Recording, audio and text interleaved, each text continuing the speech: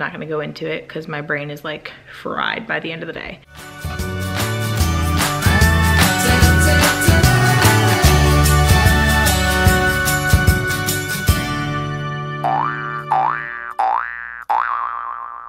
Good morning, happy Vlogmas day 2. It's 22 degrees outside and like 50 degrees in my room. So I'm gonna turn on my heat and I will catch up with you guys at the end of the day. Hey guys, so it is the end of the day and I have the solar system set up behind me. Cool. Today was a really great day. We got the news that a snowstorm is coming for us, and like I said, I think I mentioned that this morning. So we're probably not going to have school for a few days next week because when it snows in North Carolina, they just don't prepare or have the manpower to clean it up the way they need to. So with that being said, tomorrow's Friday and it's our enrichment day. So for those of you that are new to my channel, that's when we have some of our specials. In my school, we do it all on one day. Actually, it's split into 2. We have 2 on one day and 4 on the other, which I prefer more than just having it all one day, because in the past we've had it all on one day and then the rest of the week is like, oh my goodness, no breaks at all, because we don't have recess free or lunch free. We have to always be with our kids. Except my grade level this year I really love. We rotate, so we do have duty free lunch. The other teacher who goes at the same time as us brings our kids and they watch both classes and then we switch. So we do have duty free lunch, which is amazing because not having a break in the day is not okay and it shouldn't be allowed, but somehow it is. So let me know down below if you also are like me and don't have lunch and recess free. So today was a good day.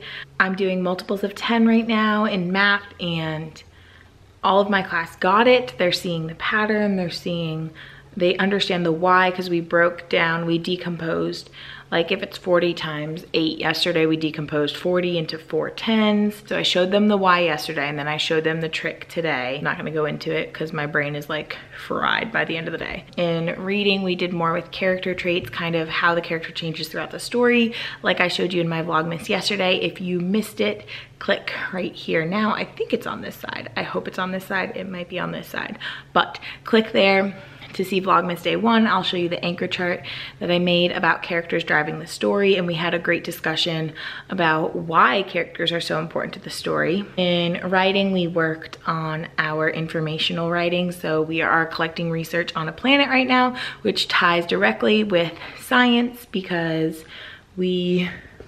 let me show you. We made diagrams of the solar system today. They're not done yet. Some of them are still cutting out, but their goal is to label it, put the asteroid belt, show me the orbits of the planets, and we haven't touched on that exactly yet. Some of them, I had them cut a planet at a time and then glue it down, so some of them ran out of space, which is totally okay. You get the point. But they're turning out really cute. And the kids are understanding the order and where the planets go, and that has been a lot of fun. So I have these on the board. They're probably like a Carson DeLosa bulletin board set, but I know they're just literally all over the place, but there's no room in my room to put them. And there's 2 Uranuses because this one didn't have the rings and I wanted to show them that they go up and down. Uranus, Uranus, tell me how you pronounce it because I've heard it different ways. And yes, I know if you said Uranus, the kids wouldn't giggle as much, but whatever. So I have my planets and I don't think I'm going to use those to hang up. I think I'm gonna hang up my smaller set. This is from the Target Dollar Spot, and I think I'm gonna hang those up, and then I think I'm going to have the kids hold these and do some rotation and revolution with that. So that was today. I did not do reading groups, I did not do math centers, and I decided that's okay because I don't do them on Friday anyway, so it would have been silly to start them for one day. And I told my kids I want to start back up when we come back from this snow break eventually. We're going to be consistent and do it every day, but I have to make sure that my mini lesson is short in order for that to happen, and I need to reorganize their groups in order for that to happen. Since I did have 2 students leave, and I mentioned this to my kids, I'm like, now I gotta move you to make new groups and things like that. So that got them excited. It was kind of an excuse for me for not doing them today. But it's just crazy how 2 kids, it just feels so much more like, I don't know, intimate? Is that the word? That might be an odd word to use, but I think you guys know what I mean. Like, I just feel like I'm connected to all of my students now. Like, it's easier, I don't know, because there's less of them. Every day, my desk is a mess. So I'm going to organize this and I'll catch up with you guys in a moment. So I had a BT meeting after school, and BT is just beginning teacher. This is my 3rd year, and in North Carolina, we have or maybe it's surrounding counties, I don't know, it might depend on your county, but we have a 3-year BT program so we can get that extra support. So we had she's like the head reading specialist. I don't know what her title is exactly, but she came in, and our new M class, which is our tested reading program to find our students' reading level, to test their comprehension, their fluency, things like that. The question stems changed this year, and they're based more around Bloom's taxonomy. And it's so interesting because for the past 2 years, I've taught math and science. So I've been away from the reading. And I just remember in college, they talked about this so much and they pushed this so much on us. And then I hadn't heard anything until now. And now is when I'm thankful that I did learn this, because I'm like, are we really gonna use this? So we each got a book about a fairy tale that's told from another perspective, which is awesome. And I really wanna get the rest of the books in this set. Tell me if you guys have ever heard of this one, because this is really fun and the lesson that goes with it is really neat. And then in this pack, we have question starters, and we got all of these ideas for different activities we can do. As I do them, I will definitely share them with you guys, but the question stems for every level. And she did mention how it's important, and I know this too, but it's good to be reminded, and it kind of like is in the back of your head, and then hearing it again, it's like, oh yeah, I know that, because my master's is in STEM, and that's all about children discovering and creating. And the reading specialist said that have the kids give them these prompts and have them create the questions, because if they're creating the questions, they're going to be thinking deeper about the topic itself. So if your students are struggling with critical thinking as well, or just comprehending in general, these questions are going to help them get there. And you can take it a step further by having them create their own questions. Don't just say create a question. You have to give them the STEM, and you have to model it first. Model, like we all know, is the best. You gotta model first. And I'm still learning every day and realizing that 3rd graders don't know as much as I think. And she mentioned quiz trade, which is just when you walk around the room with your hand up to find a partner, ask questions, respond, trade cards, walk around the room, do it again. She talked about after doing the lesson of having the whole group come up with different questions about one book, then the independent practice could be the students going back and have those question stems in here and have them create those questions. We use the program iReady, and there's just resources on there for guiding questions and other question stems that we can ask our students. So that's all the information I got from BT. I love BT so much. It kind of makes me feel like I'm still in college, but I like it because, like Michelle always says, it's so important to be a lifelong learner. And I'm not one who can continue to take college classes, but also I don't want to have to do the work for it anymore. Like, I got my master's, I'm good. But I do still want to learn. I don't want to have to type essays and do reports because I have to lesson plan. I have to do my job.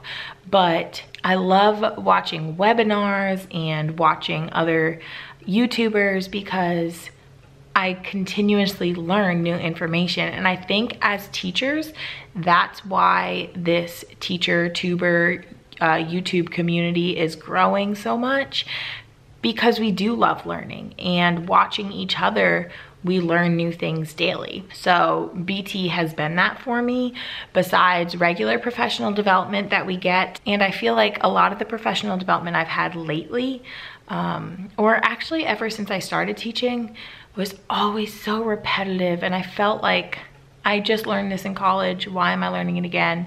But I didn't recognize that it wasn't new to me, but it was new to those veteran teachers. Some of like the newer updated ways to teach or learn or whatever, you know, it's always changing.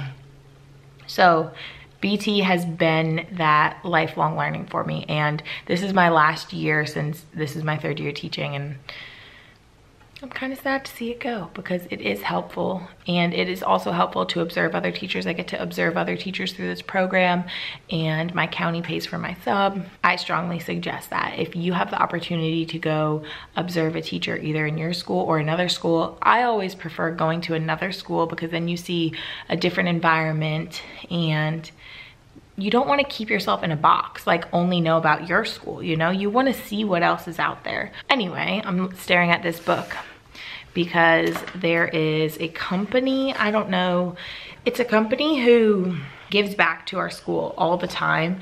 And every book fair, they buy each teacher a book on their wish list.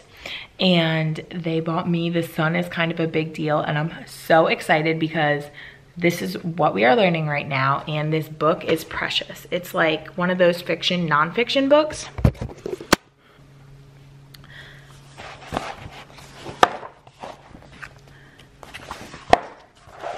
So it's like fictional pictures, but it gives you all of the important facts. And I can't wait to read this with my kids. Like, it's so fun to just look at. I can't wait to put this in my library. So thank you to this company that does this for us. Like, it's so awesome. And it goes into the water cycle. Oh my gosh. So cool.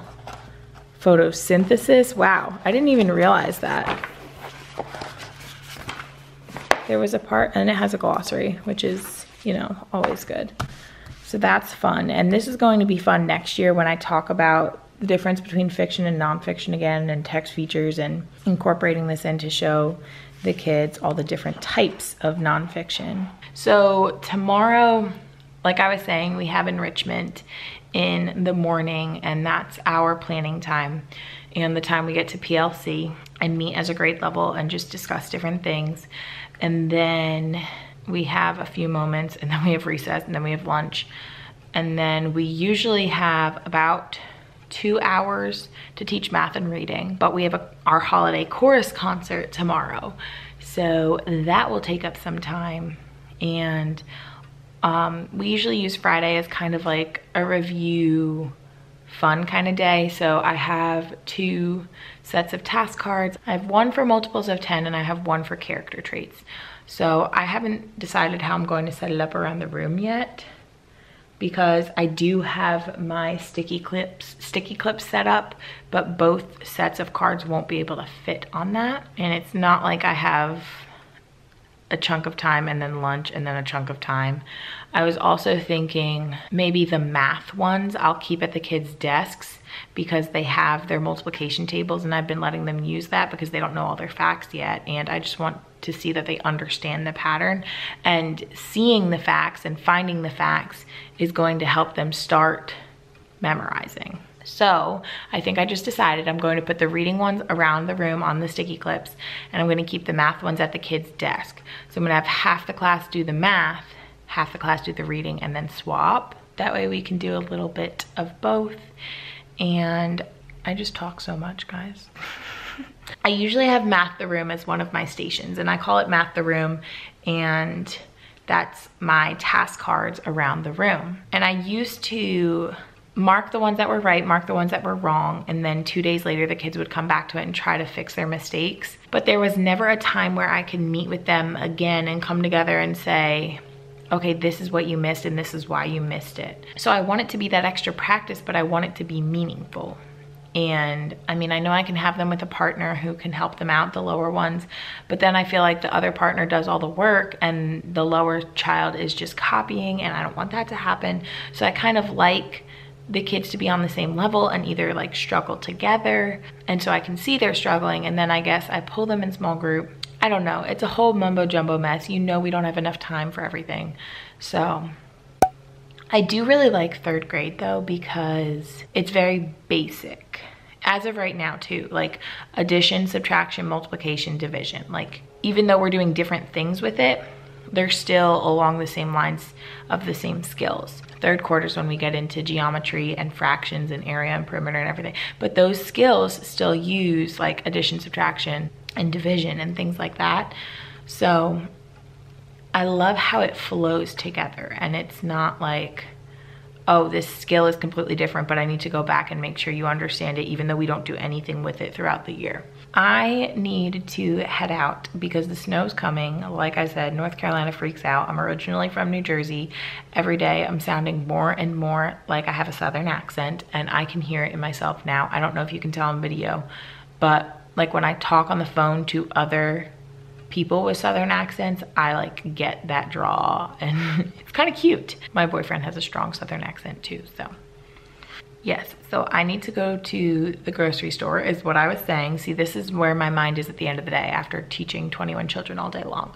And I know I'm very lucky to only have 21 children in my class, and I'm so thankful for that. Part of the reason I moved down to 3rd grade, because there's no cap in 4th grade. So I had 28 students there. Here I have 21. It's such a huge difference. So need to go to the grocery store because people in North Carolina freak out about weather, and everything's already probably gone, and my boyfriend is waiting for me. So I hope you guys enjoyed Vlogmas Day 2. I know it was more of kind of like a reflection. Let me know if you are enjoying these. Make sure you subscribe to be notified for my next video. Well, to be notified, you have to hit the notification bell, apparently. So make sure you do that, and I will see you guys tomorrow.